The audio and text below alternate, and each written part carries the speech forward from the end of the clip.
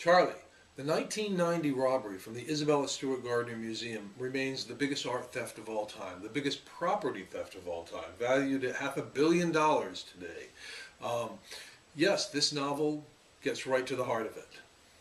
Sybil Shepherd was the inspiration for Alita in the book, and she will be absolutely terrific in the movie. Providence is a beautiful historic city, and the theft from the RISD Museum, which resembles the Gardner theft, just sets the whole thing off. The FBI is bluffing, Charlie. They are bluffing.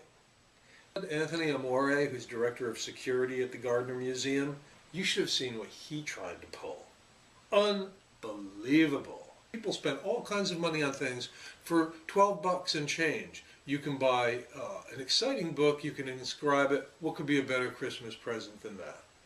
Charlie, Sybil Shepherd and Bruce Willis together, I mean, she was the inspiration for Alita in the book, but together in the film version, absolute dynamite. They'd be perfect, perfect pairing.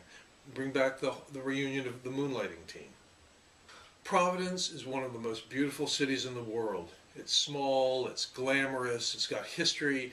It was the perfect setting for Irreplaceable, especially with the theft from the RISD Museum, the Rhode Island School of Design Museum, which is in Providence. Plus, Charlie, Irreplaceable is the first twerking novel. I'll show you that a little bit later.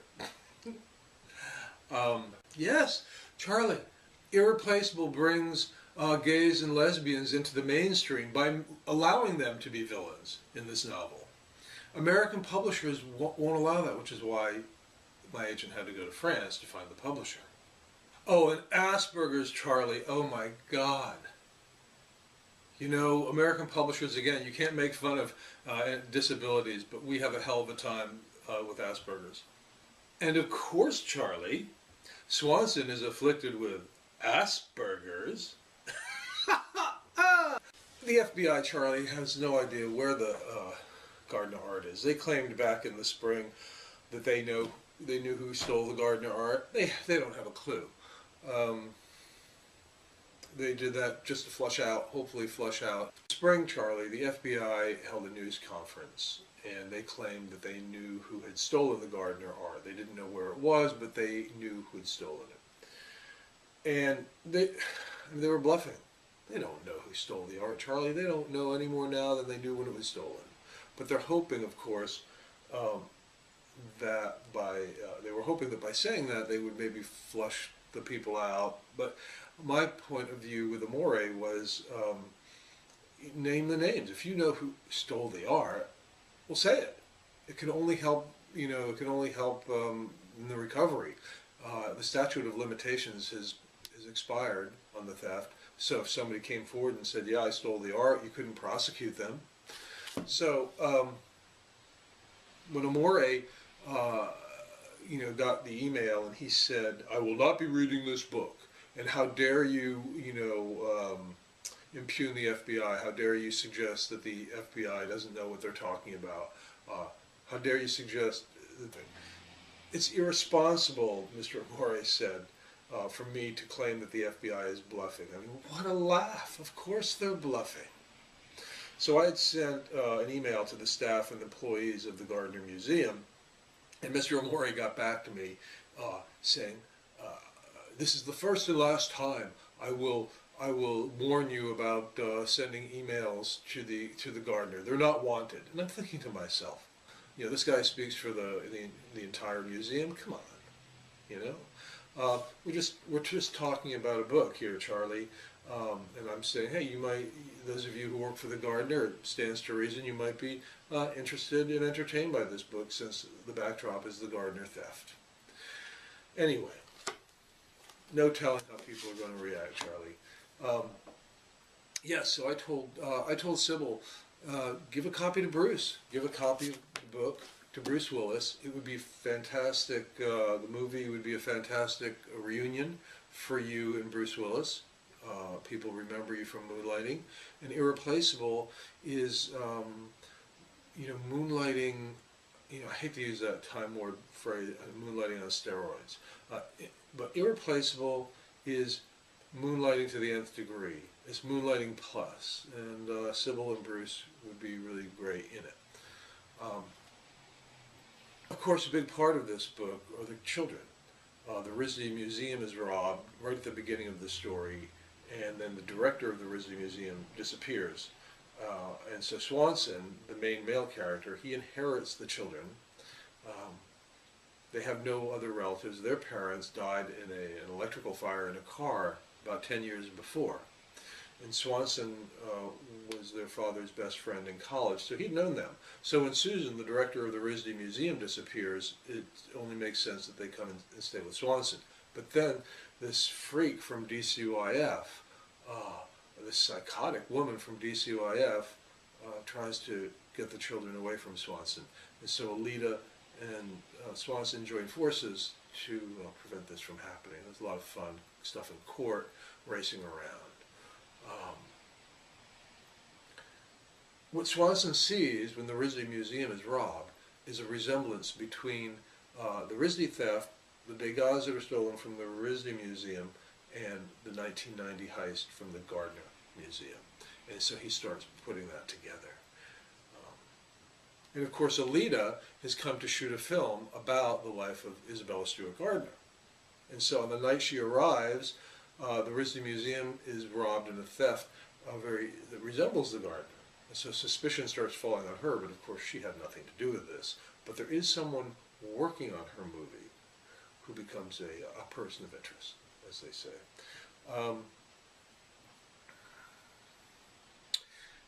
Yes, irreverent. I'm going to read you. Just read you off the back of the book, Charlie. A movie is being shot in Providence about the life of Victorian art collector Isabella Stewart Gardner when the Risley Museum is robbed in a theft reminiscent of the great unsolved Gardner Museum heist. Soon, a famous actress and a writer rekindling an old romance find themselves cast as two real-life sleuths bouncing between Providence, Newport, and Boston while trying to finish a movie and keep a young brother and sister from the clutches of a psychotic social worker in this irreverent story that uncovers the secret behind the biggest art theft in history. That's one of the reasons that drove my agent and I to find a publisher in France. The French still, to this day, don't seem to be quite as hung up on certain impolitic expressions or stories as American publishers are. For instance, in America, you can't publish a book that possibly portrays a gay man or a lesbian as the villain. Today, all gays and all lesbians are heroes, which is, of course, ridiculous. And so I feel I've done my part to help bring gays and lesbians further into the mainstream by making a couple of them villains. And another thing you can't do, American publishers won't allow, is you must not make fun of a disability. That's a major no-no, okay? Even some of these quasi-disabilities that people hide behind. And that happens in this story. Oh, yes, there's a little, what's classified as a disease today that, frankly, my man feels a lot of people hide behind. And so he has fun with it. Oh, you can't do that. You cannot do that. So leaving the country, really, Charlie, was a necessity to get this book published with any integrity. I mean, by the time American publishers would have finished with this book, it would have been something else entirely. Just another piece of pablum on the shelf in the bookstores or stacked up at Amazon. And I wasn't about to do that for the paltry advance that they were offering. Yes, the character of Alida Colley in this novel, the movie star, is indeed inspired by Sybil Shepherd, one of the iconic actresses and great actresses of our time. Last Picture Show, Taxi Driver, her television show in the 90s, Sybil, Moonlighting with Bruce Willis. Daisy Miller, very underrated by the critics, wonderful movie. Sybil has a terrific range as an actress, and now she could just step right into the role of Alida in the movie and be wonderful. And in fact, yes, I had her very much in my mind's eye when I was writing this story.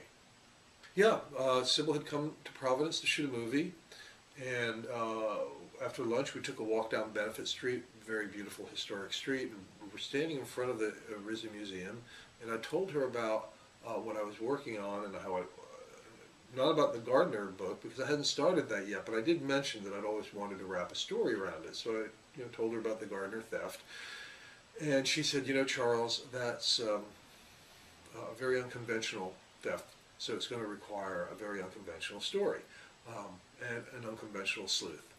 And then she looked at me. She gave me this pure, this penetratingly pure look that I remember. The same look she gave me when we first kissed, when we were kids, really, when we first met in New York when we were about 20. And we kissed again there in front of the RISD Museum. And Charlie, the whole story came to me in that kiss. We were kissing in front of the museum, and suddenly the story that I'd been searching for 15 years to wrap around the Gardner theft came to me. And I kept her in that kiss until I got to the very end of the story. And that night, I sat down, I outlined it on one sheet of paper, and then I spent a considerable amount of time after that writing the story. But that's what happened. Sybil was the inspiration for this novel, really the story that I wrapped around the Gardner. And will be forever in her debt for that. And she was very kind, Sybil was very kind, Charlie, to read the manuscript and give me an early endorsement, which is on the back cover of the book. It simply says, I couldn't put it down. Irreplaceable is a wonderful romp that will make a fantastic movie. Irreplaceable is irresistible. And Bob Whitcomb, longtime editor of the editorial pages of the Providence Journal, said, who also read it in manuscript, said, Charles Pinning has written a terrific novel about the great Gardner Museum heist, crooked politicians, and exasperating art world people. Fast-paced, vivid characters, sharp and very funny dialogue, and a rich sense of New England places.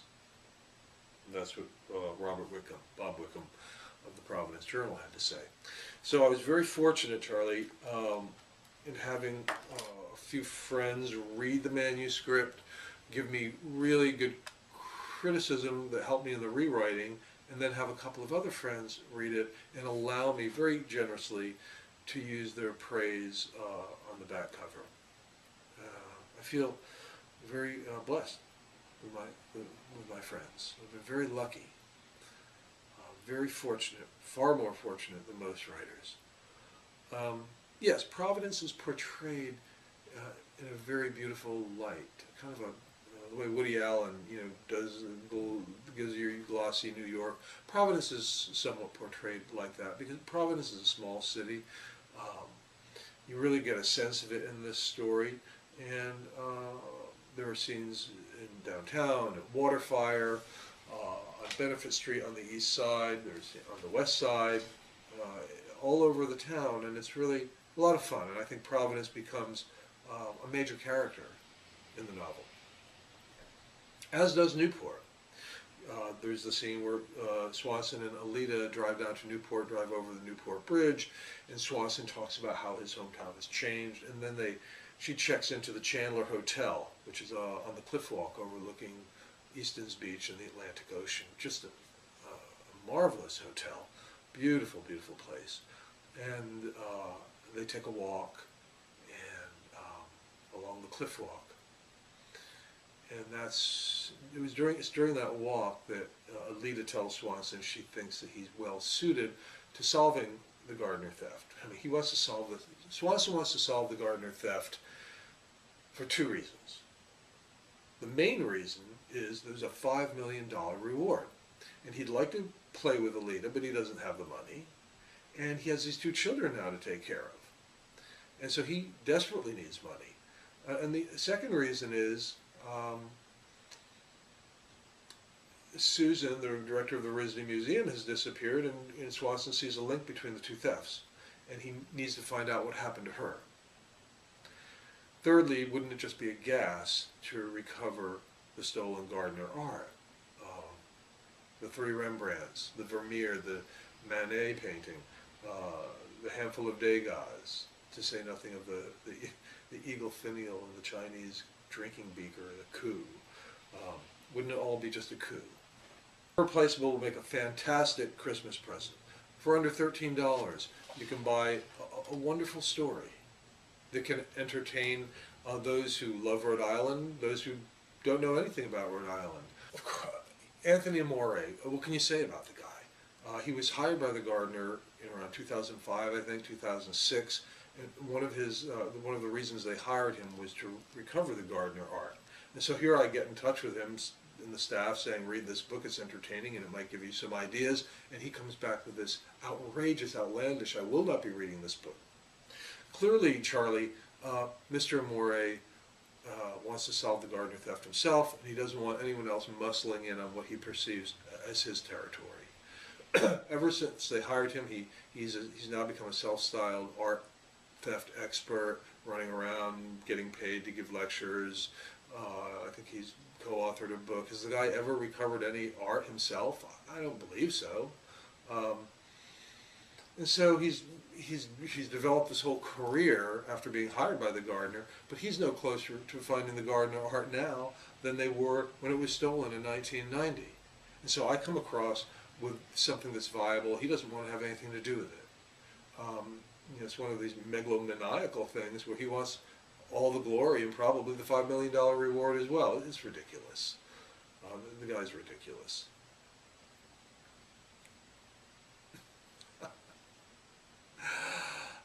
Charlie, so much to say.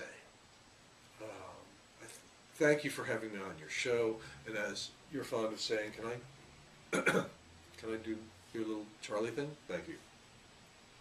Welcome to the broadcast. Tonight we have Charles Pinning, author of the book Irreplaceable. How was that, Charlie? That's pretty good, right? And then you do this thing where you say,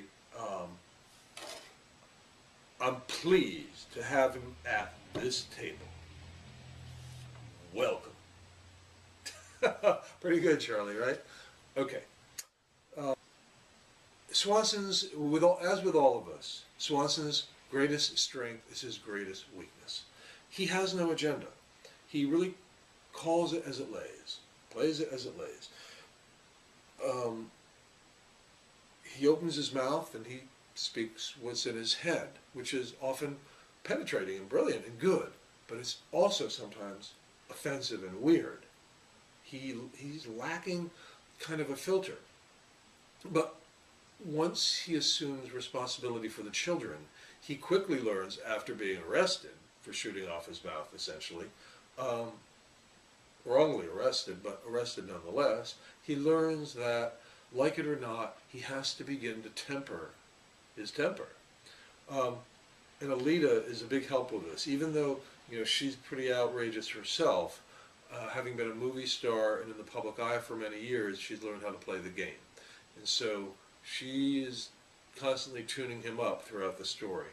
And he grows, he has to grow, especially when he becomes responsible for the children.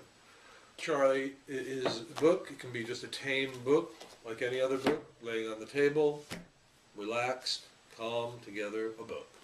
But then if you want it to be, ho ho ho, this can become the world's first, this is the world's first twerking book.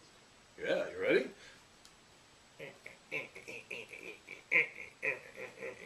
Freak my shit, freak my shit, freak my shit, freak my shit.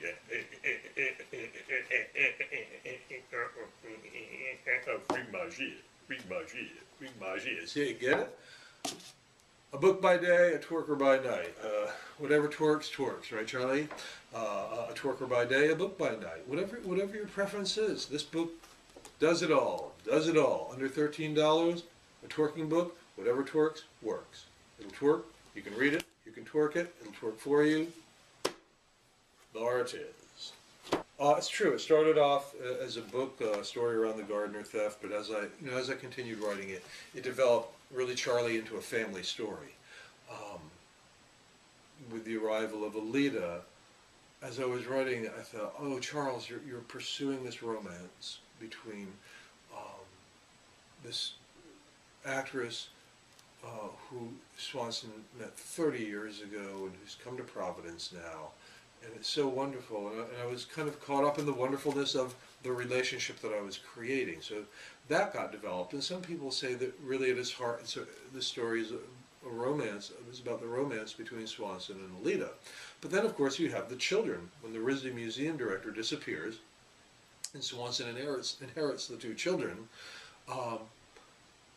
this family gets formed. This very unique, unconventional, American modern family.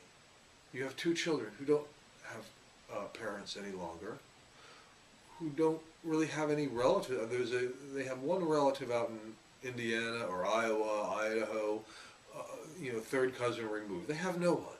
And so Swanson is who is their father's best friend in college and whom they've known all their lives, becomes their obvious guardian. And he loves them, and they love him. And even though he's never had children before, he's giving it his best because he loves them. And so this family starts to form. And then Alida, who's never had children herself, she falls in love with the children too. And so you have a man and a woman who met 30 years previously and had been attracted to each other, but then separated because she'd become a movie star, made tons of money, been married a couple of times. Swanson had gone off and become a writer, had not made a ton of money, had some small successes, but nothing like worldwide fame of Alida. And then 30 years passed, 35 years I think it is in the book, and they come together again in Providence. Both of them unmarried, unfettered, and without children in their lives. And so these two dear little children, the boy is, Alex is 13, and the girl, Abby, is 10, his sister, they come into Swanson's life, and suddenly this man and woman who are coming back together to complete an unrequited romance that started 35 years ago, suddenly have these two children to care for. And I can't tell you how much I enjoyed creating this family. And this little family is at the core of this book. And so in the end, this book is as much about creating a family as it is about art theft.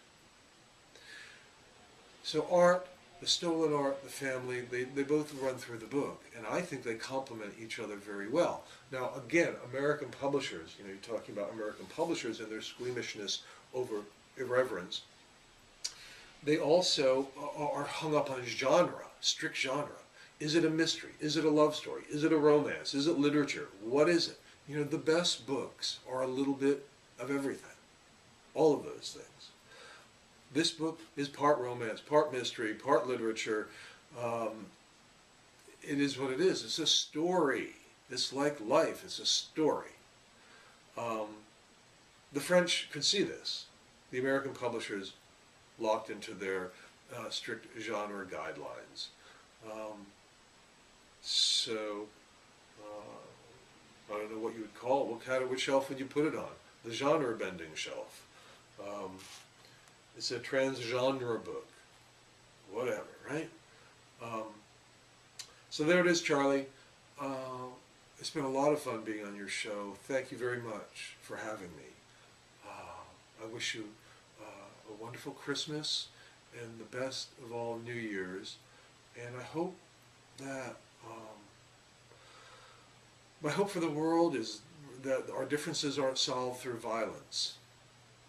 We have this thing called a brain, and maybe we can use it to be kind to each other and at least tolerate our differences without beating each other up over them. Thank you, Charlie. Thank you. Good night.